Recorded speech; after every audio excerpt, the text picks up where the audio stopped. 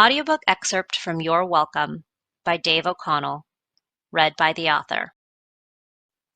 Korea, 1967. Eugene Taylor. On November 5th, 1967, Private Eugene Taylor strangled his Korean girlfriend to death 2 nights before he was to return to the States.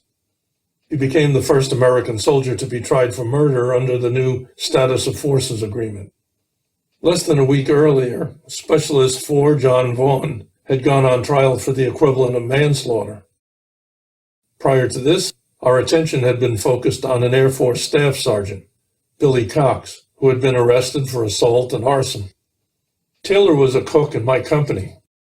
I must have interacted with him on the chow line, but I couldn't remember his face when I heard he was in trouble. The cooks were a group apart, mostly because their schedules were completely different than those of the rest of us. After the murder, he was held in pretrial confinement in a room in the officers' quarters. I only saw him once. He was being marched to dinner, and I still couldn't see his face. What I could see was the stooped body language of a completely defeated man. The startling detail was that he was on the eve of going home.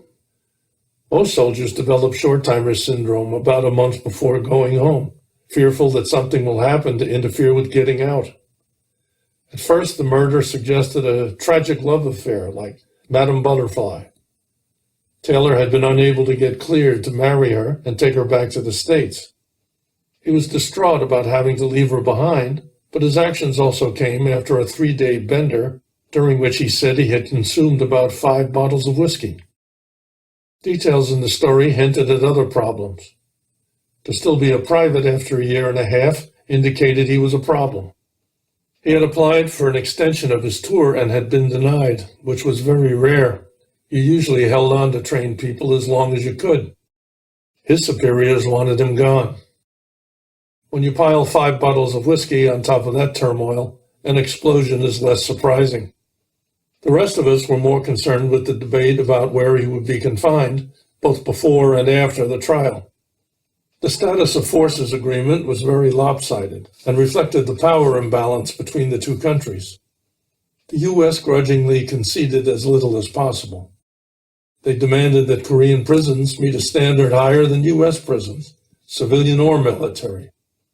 American prisoners in Angola or Attica might have been tempted to ask for an upgrade to Korea. After some wrangling, Taylor was held in pretrial confinement in the American stockade in Korea. There was also some wrangling about rights and procedures. The U.S. military wanted soldiers tried by American civilian standards, which afforded far more defendant rights than the Army accorded its own soldiers under the UCMJ. In May, Taylor was convicted and sentenced to 8 years in prison. The Koreans shared the Army's strange attitude toward drunkenness and cited it as a factor justifying the light sentence. More wrangling ensued, and he eventually did his time in Leavenworth. Months later, I found a North Korean propaganda leaflet about Taylor. It was on cheap tan paper printed in lurid red and black. It showed Taylor in profile and in combat gear, complete with rifle, helmet, and bayonet. He was leering as he choked a woman dressed in a long traditional dress. Her head was back and her hair hung to the floor. Korean chastity personified.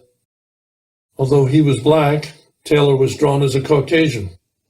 A key element of communist propaganda was the extreme racism of the United States, and they saw no point in confusing the issue.